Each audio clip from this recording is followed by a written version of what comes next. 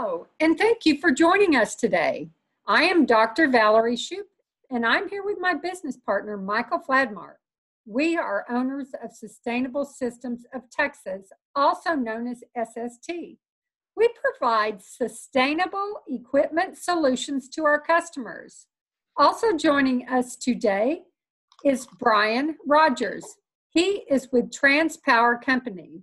We would like to share information today on power quality. We believe you will find this information compelling. So what is power quality? Today we will discuss electrical power quality, common power quality problems, causes of power quality problems, why you need good power quality, the current technologies to address power quality problems, and the most recent technology, maximum power transfer solutions, also known as MPTS. Maximum power is transferred when the internal resistance of the source equals the resistance of the load. Professor Moritz von Jacobi of St. Petersburg, Russia, experimented with electrical motors and built an electric boat for excursions on the River Neva. In the course of these experiments, he considered how much power he could get out of a battery. During the course of his research, he developed maximum power transfer theorem, which states maximum power is transferred when the internal resistance of the load of the source equals the resistance of the load. In 1890, passive filters were introduced for transmission systems. Electrolytic capacitors were patented for AC motors in 1910. And in 1956, Bell Labs introduced solid-state MOSFETs to the market. With the introduction of variable speed drives in 1959, system harmonics became more prevalent. So in 1971, active filters became widely used to mitigate harmonics. In 1992, the Department of Energy implemented the energy efficiency ratings for motors, better known as EER. So in 2001, the maximum power transfer solution, or MPTS, was discovered, finally solving Jacobi's law from 1840. Originally, the research team used MPTS as a solution for single ballast lighting. Then with the advent of LED lights, it was determined that MPTS should be developed to provide power quality solution for whole building systems. In 2008, the MPTS was patented in 28 countries. In 2013, the system became UL certified, and in 2017, version 2 became commercially available. So what is power quality? It's synchronization of voltage, current, frequency, and phase. So Michael, what are some common power quality problems? Thanks for asking, Valerie.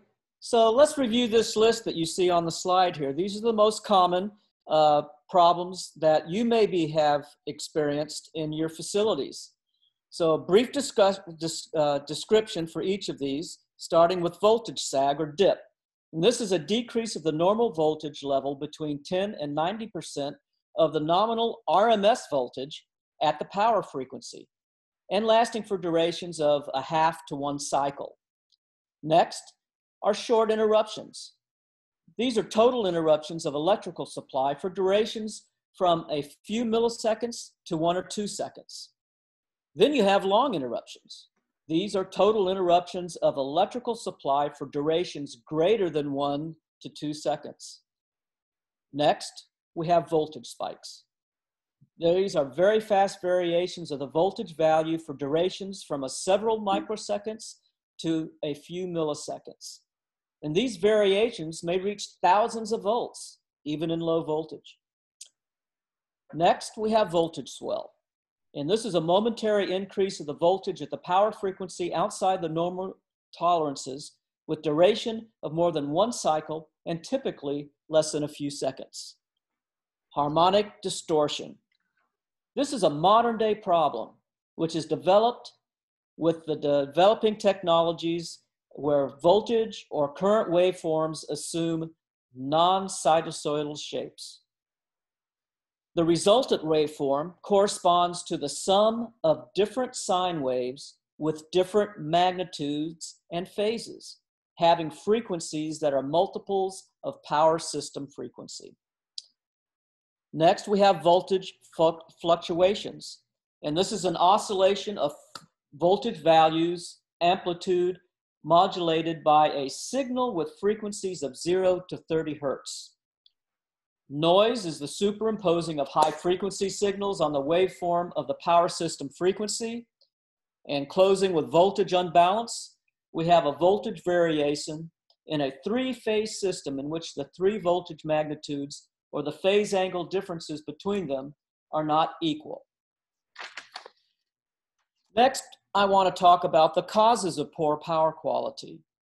And in today's environment, in the modern world, it's all the devices that we've installed in our plants that are actually causing the poor power quality problems. As you can see from this top graph, modern technologies or the combinations thereof cause the frequency of the electric power to shift out of phase. And these phase shifts result in heat loads within the equipment in the system, leading to their premature failure. And so in the bottom graph, what you see there is when you have good power quality, your power will be more in phase. So that leads us to why good power quality is needed. And so, you know, what we want to do is bring your attention back to what is actually happening in your facilities. And so, you know, you should, you know, are you experiencing tripping breakers or UPS alarms, the overheating of your equipment, electrical surges, failures of your equipment, or a transformer failure? So taking a look at the bottom pictures there, these are thermal photographs, and what you can see is that many system failures result from overheating. And these can be caused by many things, but we want to emphasize that heat is your enemy. And this, I want to turn this over to Brian now, who can address some of the existing source solutions. Thanks, Michael. Let's talk about the current technologies that address power quality. Today, power quality problems are addressed by many older technologies. As an example, devices that provide power factor correction are really capacitance that actually adds THD, total harmonic distortion, to the system. Capacitors correct the power factor. They do not improve or eliminate harmonics problems in a system. Capacitors actually add to the harmonics in a system. Then there are active and passive filters. An active filter uses active components like transistors and op amps for filtering of electronic signals. A passive filter uses passive components like resistors, inductors, and capacitors to generate a signal of a particular band. Both passive and active filters add a load to the system. They're a custom design as a point source static solution. MPTS, in contrast, is a dynamic solution and does not add a load on the system. And MPTS offers multiple technologies in one device. Every great discovery requires someone thinking outside of the box. As we mentioned earlier, Jacobi's law was solved by a professor, researcher, and his team. Adil Khan, this is Adil Khan. Adil is the founder and president of TransPower Company. Initially, his team of engineers developed the idea of using MPTS technology to create one ballast that could be used on 50 different kinds of light bulbs. With the advent of LED lights, the team decided to go bigger with the technology by cleaning up the power for an entire building instead of just one light bulb. After 11 years of R&D, the maximum power technology solution for solving power quality for an entire building was introduced to the world. This picture is of several MPTS H240 units. Each MPTS device has passive filters, power stabilizers, power conditioners, surge protectors, voltage spike protectors, harmonic filters, power factor improvement, power factor monitoring, and that is in real time, and power analysis also in real time. It's an all-in-one device, just like our smartphones are today. And like a bank safe, an MPTS device protects your investments. It's the insurance policy that will ensure that your equipment does not fail. It's the lowest impedance device in the electrical network, so it draws the problems to it. The power irregularities in the system flow into the MPTS. The MPTS technology normalizes those irregularities, and then it reintroduces the clean energy back into the network. Your equipment is now protected from further damage. Michael, tell us about these. Well, thank you, Brian. So let me share with you the story of Peninsula Plastics. Peninsula Plastics is a CNC plastics manufacturing facility located in Canada. And the owner had a third-party engineer explore the benefits of the MPTS system. And they were looking for, because they were experiencing a number of equipment failures in their plant. So the engineer had heard about the MPTS devices and decided to install one in the Ontario, Canada plant for a test. So looking at this graphic, the bottom sine wave graph shows you the result once the MPTS was installed. Now the top graph shows a sine wave that has a lot of noise in it. And that signal was a result of poor power quality that existed in the system and resulted in numerous equipment failures. So once the MPTS was installed, at the sub-panel where they were experiencing most of the equipment failures, there was a 42% reduction in the volt amps. As well as taking a second look at that lower sine graph, is that you can see that there was a respectful improvement in the power signal. So we at SST and TransPower, of course, believe that this is a great example of what poor power quality looks like, and how an MPTS device will improve the power quality in your system. So this is a slide of the typical power factors of various pieces of equipment that you may have in your building. And so if you have any of these pieces of equipment in your system, you're likely to have poor power quality. In a typical commercial or industrial building, the power factor is less than the DOE mandated 0.95. With an MPTS device installed in your building, the average power factor will always be over 0.95. It is possible for the MPTS device to dynamically correct the system to near unity power factor. And how is this done? It's done by acting like a sink for all the dirty power in that network, cleaning it up, then reintroducing or recycling the clean energy back into the network. It could be considered an on-site renewable energy resource. So what are the benefits of MPTS? Well, there are several case studies where older equipment was going to be replaced, and after installation of the MPTS unit, guess what? The equipment did not have to be replaced. So an example is that in 2013, on a 30-year-old chiller, an MPTS was installed. And that chiller is still running today. So MPTS is also the only equipment that dynamically removes harmonics numbers 3 through 51. So the questions you need to ask are, how much is your repair and maintenance costs annually? How often is your production line being shut down for repairs to equipment, idling your production as well as your workforce? How often does electrical or mechanical equipment fail during a year at your facility or facilities? And how often do you call a third-party electrical contractor to your facility during a year?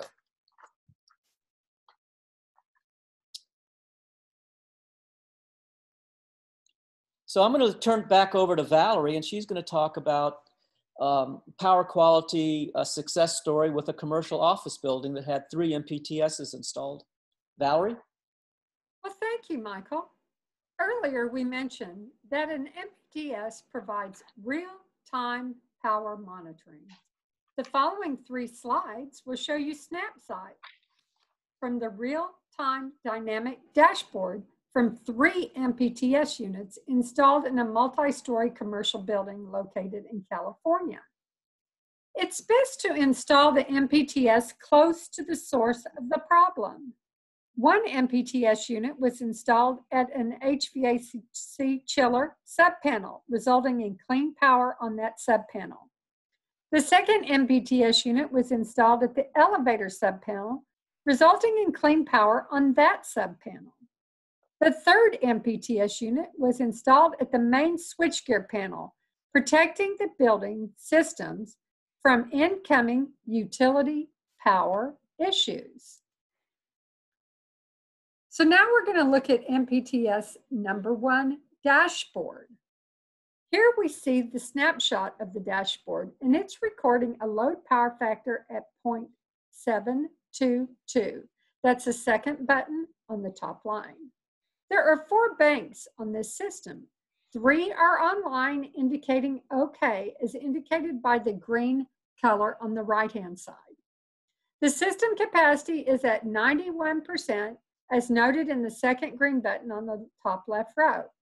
From the third line from the lower left part of your dashboard, you can see that the load amps is higher than the main amps. So why is that? Because the MPTS is cleaning up the dirty power in the system and recycling clean power back into the system, resulting in lower amps at the subpanel. From the top line of the dashboard, note also that the amps decreased from 305.3 with the MPTS off to 222.7 with the MPTS on. This is a 27% improvement in performance. So now let's look at MPTS dashboard number 2. Here we see the snapshot of this dashboard, and it's at the elevator subpanel, recording a load power factor at 0.95. All 4 banks on the system are operating in OK.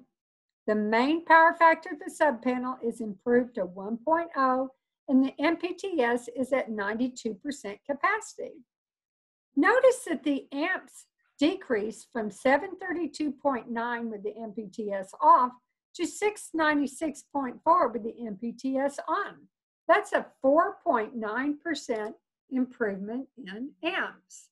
So now let's look at MPTS 3, which is installed at the main switchgear. Here we can see recording the load power factor at 0.99 and the main power factor at unity. This MPTS is only at 9% capacity. So why is this? Because the 2 other MPTS units on the subpanels are cleaning up the building power, and at this moment, the income utility power at the main is relatively clean. From the top line of the dashboard, note also that the MPTS amps are almost the same before and after. So why is that? Because the existing MPTS units in the system are cleaning up the power, and at this point in time, the power coming in is relatively clean. So why is all of this important? As you can see, when your power factor is low at 0.50 and your total connected load would be 1,000 amps and your watts per square foot would be 4.16. But as you see, as you improve your power factor all the way to 0.96, your amps decreases to 601 amps and your watts per square foot decreased to 2.5. That's almost a 50% savings in your power consumption at your facility. So now I'm going to have Brian talk about some real live MPTS success stories, starting with a citrus fruit processing plant located in California. Brian? Yeah, this is Porterville Citrus. They produce orange juice for Sunkist. In 2017, 2 MPTS units were installed in their fruit processing plant. The plant had been experiencing many power dips that were shutting down the plant, These unplanned shutdowns greatly affected the plant's output and the plant's ability to produce product on time and every time. During 2018, the local citrus production increased by 25%. They had a bumper crop.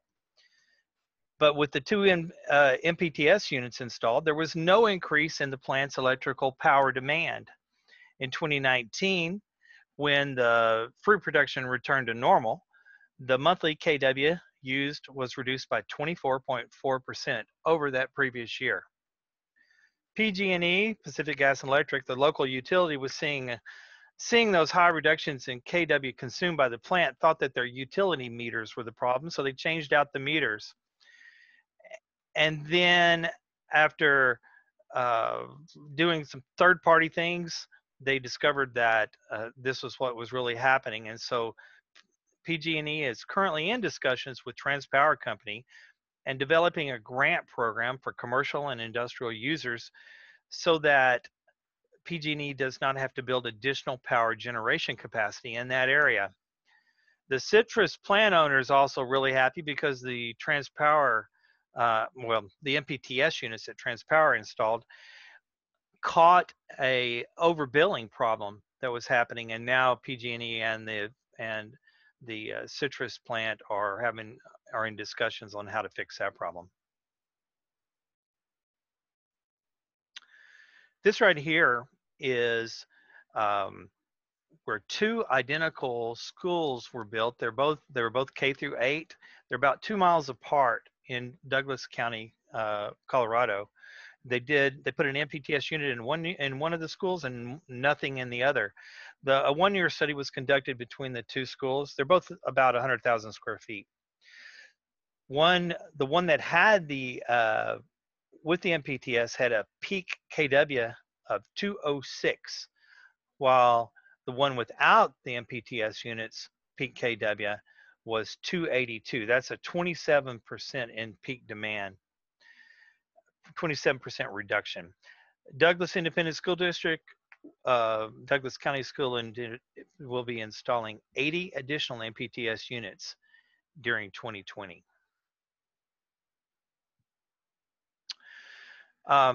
Here's a story about how MPTS helped a water and sanitation district save on energy.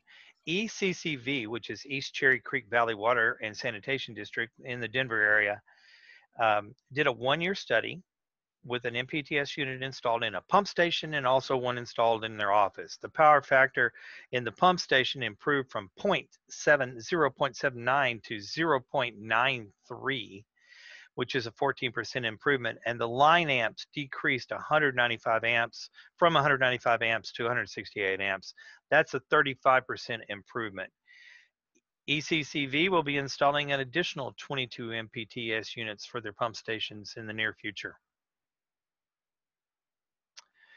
This next study is actually at NORAD, North American Aerospace Defense Command. In 2012, they were experiencing recurring failures with compressors for air handling equipment. The compressors were a critical part of their plant operations. A 3-month study was conducted in the first quarter of 2012 with one MPTS unit installed on one of those air handlers. NORAD purchased that unit after the study, and in 2017, 3 additional MPTS units were installed on similar equipment within the mountain. 12 MPTS units have been installed at NORAD. During 2020, 13 units will be installed at nearby, it's in Colorado Springs, Peterson Air Force Base. And also 2 MPT units have been purchased and will be installed at MacDill Air Force Base in Tampa, Florida. All right, thank you, Brian. So we've learned that MPTS improves power quality. Having a power quality issue means your operating costs and utility demand are higher than they should be. Why? Because dirty power directly from the utility, dirty power from your standby gensets, and dirty power created by all the electrical equipment you have installed throughout your whole facility is affecting your power quality.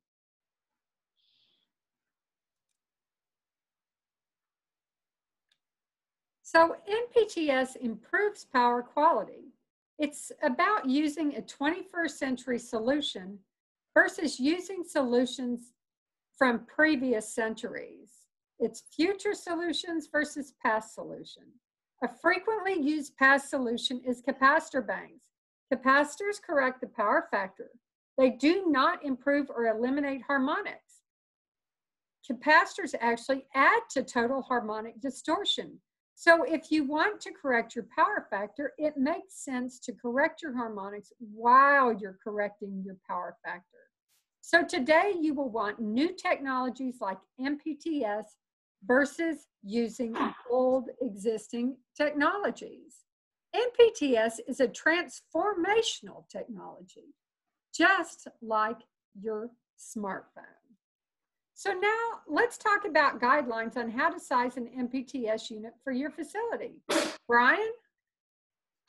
Okay, the first guideline is we never size the unit or the units by the size or the rated amps of the panel.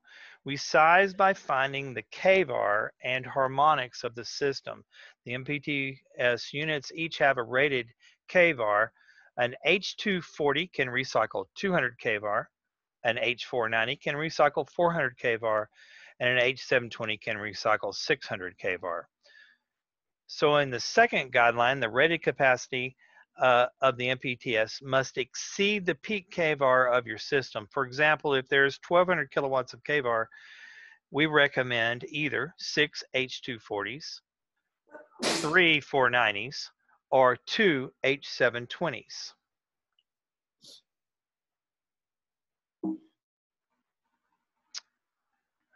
The third guideline is about harmonics. A power quality study is required on the affected network to determine what percentage the harmonics are reaching. Then an MPTS is recommended to meet that need. The example above is from 2012. The consulting electrical engineer installed 10 MPTS units, which just actually matched the size of the panel. A year later, he moved 4 of the MPTS units. The 4 MPTS units were reinstalled in another part of his factory on a different electric panel because he had determined that only 6 MPTS units were needed to solve the THD problems and to improve the power quality. Well, thank you, Brian. Now, Michael, tell us about some more of the FAQs. So thanks, Valerie and Brian. I'm going to talk about 6 additional frequently asked questions. And the most frequently asked one is the sizing of the units again. So we just want to reemphasize that the MPTS H units are sized to match the kVAR of the sub-panel amps, being 200, 400, 600 amps, and also that it's 3-phase, 480 volts AC. Next is we often get questions on training, and so their training can be on-site or online for a reasonable fee. Oftentimes, there's a request for a certified MPTS person to be on site for startup and commissioning, and that can be available at $3,000 per day. This is followed by maintenance. In maintenance, the good thing to know is that the only maintenance is really required is for the fans, which is replacing the filters, but also for tightening loose connections. But unless there's a catastrophic event, that's all that's really expected. Certification is that just know that all MPTS-H units use off-the-shelf UL certified parts, and they're tested during assembled as an assembled system to UL standards. And delivery can normally be expected 16 to 20 weeks after receipt of the purchase order. I'm going to turn it back over to Brian to talk a little bit more about installation issues. Brian? Okay. All right. To maintain your manufacturer's warranty, installation and maintenance must be done by a certified electrician. The cost of installation depends on the difficulty of the install. Typical install is between $3,000 and $5,000 per unit, but it could be up to, say, $10,000 a unit. Cost depends on the size and the number of the MPTS units. Generally, a return on investment of 3 years or less can be expected, and that's based upon reductions in electrical demand and electrical consumption. Now, ROI can be realized sooner with lowered overhead costs, such as fewer equipment failures, fewer repair calls, and extended equipment life. Installation is always upstream of the load and within 30 feet of the load panel. This is a typical schematic showing an MPTS installed at the main electrical panel. Note that the current transducers, that's the CTs for the MPTS, are the only load at 5 amps and are installed upstream of the panel loads. Here, the MPTS is installed before the main electrical load panel with a disconnect between the load panel and the MPTS.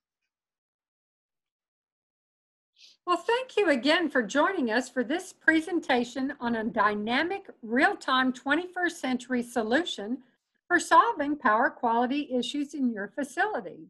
We welcome your questions and the opportunity to show you that an MPTS in your facility will solve your power quality issues, will reduce your energy consumption, and will improve your cash flow. So please feel free to contact any of us so that we can share more with you about MPTS. Thank you.